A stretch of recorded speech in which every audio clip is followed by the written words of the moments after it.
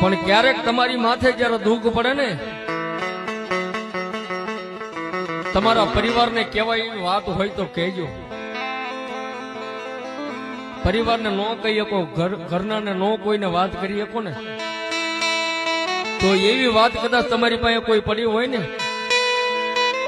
તો દુનિયાની માલ પર બધાય પાસે ખોટું બોલજો, પણ એક માં પાસે ખોટું ન બોલતા મારો બાપો.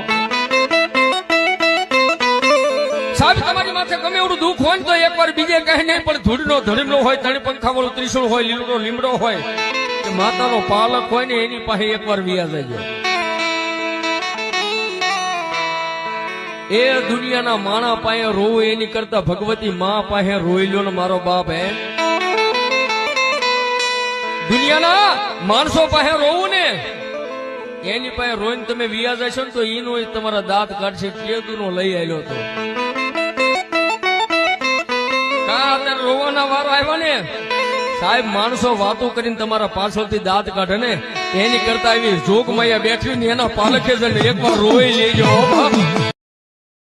Download ShareChat.